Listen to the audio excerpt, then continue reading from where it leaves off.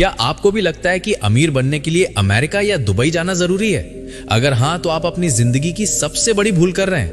आज दुनिया का हर बड़ा इन्वेस्टर अपनी तिजोरी की चाबी भारत में ढूंढ रहा है और आप घर बैठे हाथ पर हाथ धरे बैठे हैं। अगले 10 सालों में इंडिया की इकोनॉमी ऐसी रफ्तार पकड़ने वाली है कि जो आज समझ गया वो कल का नया रईस होगा। आज के इस वीडियो में हम किसी किताबी ज्ञान की बात नहीं करेंगे, बल्कि उन 3 सोने की खदानों यानी उन 3 सेक्टर्स को डिकोड करेंगे जो अगले 1 दशक में सबसे ज्यादा करोड़पति पैदा करने वाले हैं।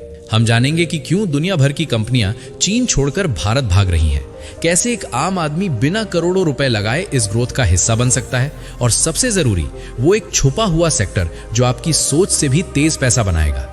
अगर अगले कुछ मिनट आपने इस mister rich mind master class को दे दिए तो मैं यकीन से कहता हूं कि 2035 में आप खुद को शुक्रिया कहेंगे। तो चलिए भारत की इस जीत की कहानी का हिस्सा बनते हैं।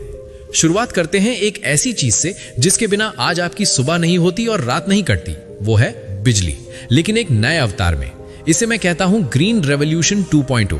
सोचिए, कल तक हम तेल के लिए खाड़ी देशों की तरफ देखते थे, लेकिन आज भारत खुद एनर्जी हब बनने की तैयारी में है। सोलर पैनल से लेकर विंड एनर्जी और सबसे बड़ा खिलाड़ी ग्रीन हाइड्रोजन। भाई साहब, ये सिर्फ पर्यावरण बचाने की बात नहीं है, ये पैसा बनाने की मशीन है। सरकार ने इसमें अरबों रुपए झोंक दिए हैं। जैसे 90 के दशक में आईटी सेक्टर ने लोगों की किस्मत बदली थी, वैसे ही ये रिन्यूएबल एनर्जी सेक्टर अगले 10 साल का किंग होने वाला है। जो कंपनियां आज सोलर ग्रिड बना रही हैं या ईवी चार्जिंग स्टेशंस का जाल बिछा रही हैं, वो आने वाले समय की रिलायंस और टाटा बन सकती हैं। लेकिन याद रखिए, सिर्फ बिजली बनाने से काम नहीं चलेगा, उस बिजली को पहियों पर दौड़ाना भी जरूरी है। और यहीं से खुलता है हमारा दूसरा बड़ा दरवाजा। ये दूसरा सेक्टर है इलेक्ट्रिक व्हीकल और मोबिलिटी का महाकुंभ। आपने गौर किया होगा, सड़कों पर अब नीली प्लेट वाली गाड़ियां और साइलेंट स्कूटर दिखने लगे हैं। ये तो बस शुरुआत है, असली सुनामी अभी आनी बाकी है।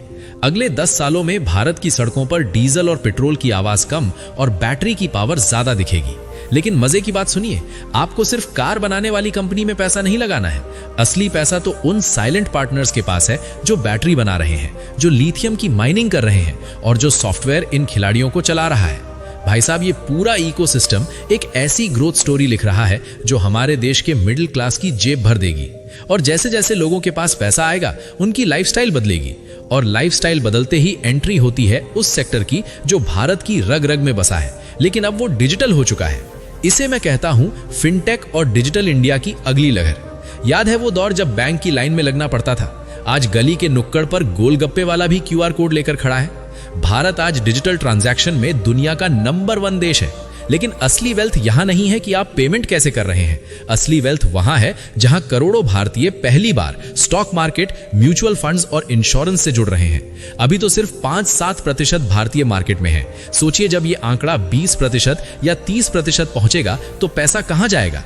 ये फिनटेक कंपनियां और बैंकिंग सेक्टर उस पैसे के गेट कीपर हैं।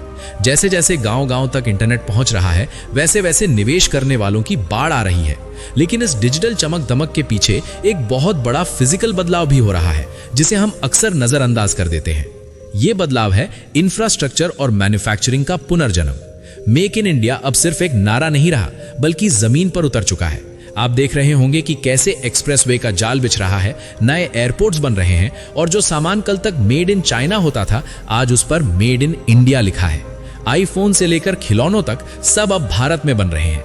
जब देश में सड़कें बनती हैं और फैक्ट्रियां लगती हैं, तो सीमेंट, स्टील और लॉजिस्टिक कंपनियों की चांदी होती है।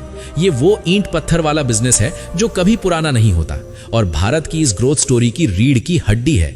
अगर देश तरक्की करेगा तो उसे सामान इधर से उधर ले जाने के लिए ट्रेन और ट्रकों की जरूरत पड़ेगी ही पड़ेगी। लेकिन क्या आपको पता है कि इन सब के ऊपर एक ऐसा अदृश्य सेक्टर है जो इन सब को आपस में जोड़ता है और जिसकी मांग कभी खत्म नहीं होगी? वो है कंजम्पशन और प्रीमियमाइजेशन। इसका मतलब है भारतीयों की बढ़ती भूख अच्छी चीजों के लिए। अब भारतीय सिर्फ सस्ता नहीं ढूंढ रहे, वो बेहतर ढूंढ रहे हैं। मिडिल क्लास अब लग्जरी की तरफ बढ़ रहा है। अच्छे ब्रांड्स, प्रीमियम घर और बेहतरीन सर्विस। अगले 10 सालों में भारत का कंज्यूमर मार्केट दुनिया का तीसरा सबसे बड़ा मार्केट होगा। जो कंपनियां आज ब्रांड बना रही हैं, जो लोगों के भरोसे पर राज कर रही हैं, वो आने वाले समय में मल्टी बैगर साबित होंगी। 140 करोड़ की आबादी जब कुछ खरीदना शुरू करती है तो पूरी दुनिया के कैलकुलेटर छोटे पड़ जाते हैं। लेकिन रुकिए, इतनी सारी जानकारी के बीच एक सबसे बड़ा सवाल यह आता है कि क्या मैं लेट हो गया हूं? भाई साहब, आप लेट नहीं हुए हैं, आप बिल्कुल सही वक्त पर खड़े हैं। भारत की ग्रोथ स्टोरी अभी अपने बचपन में है। आने वाले 10 साल वो गोल्डन टाइम है जब आप छोटी छोटी शुरुआत करके एक बहुत बड़ा पोर्टफोलियो बना सकते हैं। 99% लोग सिर्फ खबरें पढ़ते रहेंगे और चर्चा करेंगे, लेकिन वो 1% जो आज इन सेक्टर्स को समझकर सही फंड्स या स्टॉक्स के जरिए अपनी जगह बना लेगा, वही 2035 का असली मिस्टर रिच माइंड होगा। दोस्तों, अगर वीडियो जरा भी अच्छी लगी हो तो लाइक जरूर कीजिएगा। जब आप लोग वीडियो को लाइक और चैनल सब्सक्राइब करते हैं तो हमें बहुत मोटिवेशन मिलती है। अंत में एक कड़वी बात सुनकर जाइए, ग्रोथ का मतलब ये नहीं कि हर कंपनी पैसा बनाएगी। कचरे और कोहिनूर में फर्क करना आपको सीखना होगा। बिना रिसर्च के और सिर्फ दूसरों के कहने पर पैसा लगाना चलती ट्रेन से कूदने जैसा है।